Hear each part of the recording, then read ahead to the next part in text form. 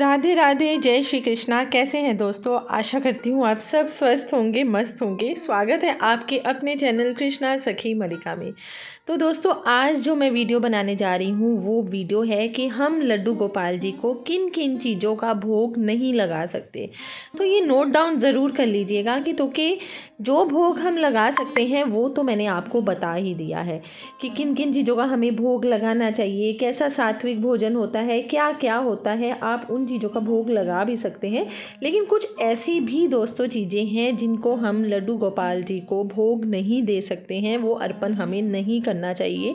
तो सबसे पहले जो इस चैनल पे नए हैं, मेरे चैनल को सब्सक्राइब ज़रूर कीजिएगा और शुरू से लेके लास्ट तक मेरी वीडियो को ज़रूर देखिएगा। ये वीडियो बहुत ही इंटरेस्टिंग और बहुत ही उपयोगी सिद्ध होने वाली है। तो सबसे पहली बात ये आती है कि लड्डू गोपाल जी को हम किन किन चीज़ों का भोग हमें लोगों को नहीं लगाना चाहिए।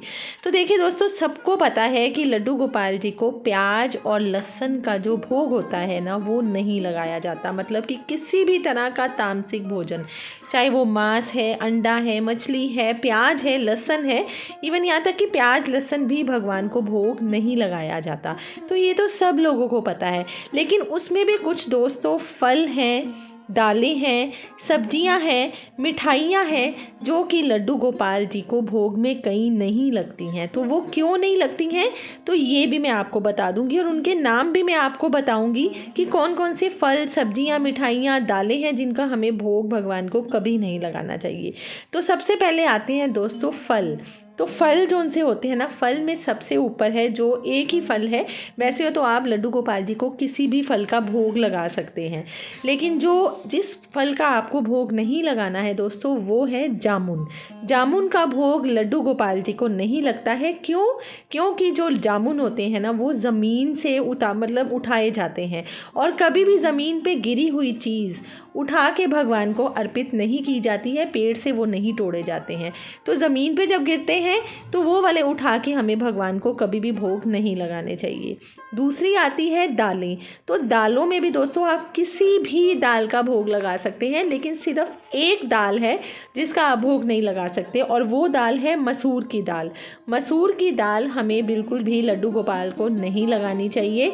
ये शास्त्रों में निषेध है। भगवान लड्डू गोपाल को या किसी भी भगवान को हमें मसूर की दाल और जो फल है मसूर का जो जामुन का फल है, उसका भोग हमें नहीं लगाना चाहिए। अब बात आती है दोस्तों सब्जियों की। तो सब्जियों में भी कुछ ऐसी चीज़ें हैं जो आप लड्डू गोपाल जी को भोग बिल्कुल मत लगाइए। तो सबसे पहले है दोस्तों बैंगन। शास्त्रों में जो बैंगन होता है ना, उसको शुद्ध नहीं माना जाता है। इसलिए बैंगन को अगर आप कहें कि किसी और चीज़ के साथ मिलाकर हम भोग लगा दें, या सब्जी, चावल या रोटी के साथ भी कई लोग बैंगन का भोग लगाने की सोचते हैं, तो बिल्कुल मत लगाइए। शास्त्रों में इसको बैंगन को शुद्ध नहीं माना जाता है। और दूसरा है मूली। कई लोग मूली की परांठे बना के भी खिला देते हैं, या मूली की कई लोग सब्जी भगवान को भोग लगा देते हैं। तो मूली और बैंगन सब्जियों में ऐसी चीज़ है जिसका भोग भगवान स्वीकार नहीं करते हैं। इसलिए आप भी मूली और बैंगन का भोग बिल्कुल भी लड्डू गोपाल जी को मत लगाइएगा। साथ में आ जाती हैं लड्डू गोपाल जी को मिठाइयाँ दोस्तों लड्डू गोपाल जी को ना बहुत प्रिय है। हर तरह की मीठी चीज़, मिठाई लड्डू गोपाल या हमारी राधा रानी, इन सबको बहुत प्रिय है। जैसे सबसे ज़्यादा जो प्रिय है वो है रबड़ी, या मिठाई में रसगुल्ला वगैरह, लड्डू वगैरह। तो लड्डू गोपाल जी को मिठाइयाँ ये सब बहुत पसंद हैं। तो आप इन सब मिठाइयों का भोग लगा सकते हैं, लेकिन उन मिठाई का भोग नहीं लगा सकते हैं जिन मिठाई के ऊपर चांदी का वर्क होता है ना, जैसे अर्क लगा होता है, चांदी का जो पेपर लगाया होता है उन्होंने मिठाइयों पे, वो बिल्कुल भी नहीं लगाना चाहिए। तो कि वो भी शास्त्रों में शुद्ध नहीं माना जाता है। उसको भी नॉन वेज की श्रेणी में लाया जाता है बिल्कुल।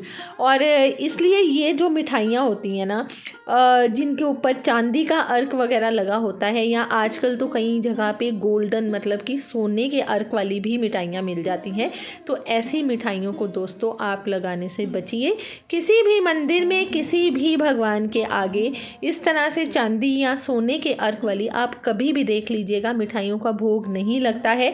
ना बैंगन और मूली इस तरह की किसी सब्जी का कोई भोग लगता है। मसूर की दाल का भी आप बांके बिहारी मंदिर में चले जाइए, किसी भी मंदिर में चले जाइए, मसूर की दाल का भी भोग नहीं लगता। और फल में जामुन, जो कि मैं आपको बता चुकी हूँ, जामुन का भी फल जो होता है उसका भोग नहीं लगता है। तो पुराना भोग दोस्तों, कई लोग क्या करते हैं, रात में जो बचा हुआ भोजन होता है ना, उसको रख देते हैं कि सुबह जब हम उठेंगे तो लड्डू गोपाल जी को नया ना हमें भोजन खिलाना पड़े। तो जो बासा भोजन होता है ना, कई लोग वही लड्डू गोपाल जी को भोग में अर्पण कर देते हैं। तो ये बहुत गलत चीज़ है। हमें कभी भी लड्डू गोपाल को बासा भोजन या पुराना पड़ा हुआ भोजन या एक रात पहले का भोजन, या आप कहें कि मैंने दोपहर में भोग लगाया और वही भोग मैं दोबारा से रात को लगा रही हूँ जो पड़ा हुआ है, तो ये चीज़ बहुत गलत है दोस्तों। हमें ऐसा कार्य नहीं करना चाहिए। इससे अच्छा ये है कि हम लड्डू गोपाल जी की सेवा इस तरह से ना करें। तो कि कुछ नियम होते हैं भगवान को, लड्डू गोपाल जी को भोग लगाने के, तो उन नियमों का हमें पालन करना चाहिए। जो जो हमें शास्त्रों में वर्णित है, जिन जिन सब्जियों, फलों का, दालों का जो वर्णन किया गया है कि ये चीज़ें हमने नहीं खिलानी है, तो उस चीज़ को हमें मानना चाहिए। उस नियम को हमें अपने जीवन में अपनाना चाहिए, तभी भगवान इन चीज़ों से खुश होते हैं। और दोस्तों, जब भी आप भगवान को भोग लगाएं तो उसमें तुलसी दल ज़रूर डालें। तुलसी के बिना लड्डू गोपाल जो होते हैं ना, भगवान होते हैं, भगवान कृष्ण या विष्णु जी, जो भी भगवान राधा कृष्ण जी हैं, विष्णु जी हैं, लड्डू गोपाल जी हैं, विष्णु जी के जो भी रूप हैं, वो कभी भी तुलसी दल के बिना अपने भोग को स्वीकार नहीं करते हैं। तो जब भी आप भोग लगवाएं, सात्विक भोग लगाएं, बिना प्याज लहसुन के भोग लगाएं। और जो जो मैंने आपको बताए हैं कि इन चीज़ों को हमें भगवान को भोग नहीं लगाना है, जो कि शास्त्रों में अशुद्ध मानी जाती है, उनके बिना भोग लगाते हैं, तो उसमें आप तुलसी दल ज़रूर डाल दीजिएगा। और जो बचा हुआ भोजन है वो तो मैंने आपको बता ही दिया है कि बचा हुआ भोजन भी हमें भगवान को बिल्कुल भी अर्पण नहीं करना चाहिए। लड्डू गोपाल जी को कभी भी बहुत ठंडा भोजन या बहुत ज़्यादा गर्म भोजन नहीं देना चाहिए। उनको बिल्कुल नॉर्मल भोजन देना चाहिए और बिना मिर्च मसाले का ही हमें उनको भोजन देना चाहिए, या बहुत कम जैसे मिर्च मसाला होता है उस तरह का हमें भोजन भगवान लड्डू गोपाल जी को अर्पण करना चाहिए।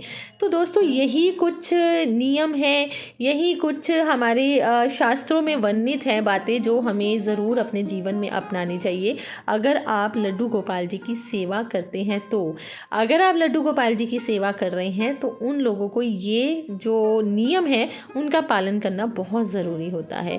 भगवान के नियम कोई ज़्यादा कठोर नहीं होते हैं दोस्तों। एक जैसे हम अपने जीवन में धारण करते हैं कुछ भी नियम वगैरह कि हमने नॉनवेज नहीं खाना है, मीट अंडा मांस वगैरह का उपयोग नहीं करना है, तो इसी तरह से अगर हम अपने आप को कर सकते हैं तो भगवान के लिए भी हमें ये नियम जो बने हुए हैं, भगवान द्वारा बनाए गए ये नियम है, तो उनका पालन हमें ज़रूर करना चाहिए। कुछ ही ये नियम है, कुछ ज़्यादा मुश्किल भी नहीं होता। अगर आप भगवान से प्रेम करते हैं तो भगवान के नियम के अनुसार हमें ज़रूर चलना चाहिए। तो देखिए दोस्तों, आपसे बातें करते करते मेरे लड्डू गोपाल जी भी तैयार हो चुके हैं। आज मैंने उनको ना सर्दियों की पहली जो ड्रेस है, उनकी गरम ड्रेस, ऊनी ड्रेस है ना, वो पहनाई है, जो कि मैंने आपको अपनी पिछली वीडियो में बताया भी था कि कुछ मैंने ऑनलाइन ड्रेसेस मंगवाई थी, पोशाकें मंगवाई थी अपने लड्डू गोपाल जी के लिए। काफ़ी गर्म पोशाकें हैं, तो उस तरह से मैंने ये पोशाकें जो थी, मैंने आपको बताया था कि जब मैं डालूंगी तो आपको एक बार ज़रूर दिखाऊंगी। तो देखिए कितने खूबसूरत लग रहे हैं हमारे लड्डू गोपाल। और देखिए सफ़ेद, लाल, हरे रंग की ये ड्रेस है, साथ में गर्म टोपी भी पहना दी है, और ड्रेस के नीचे मैंने इनको वार्मर भी पहना दी है ताकि हमारे लड्डू गोपाल जी को ना ठंड ना लगे।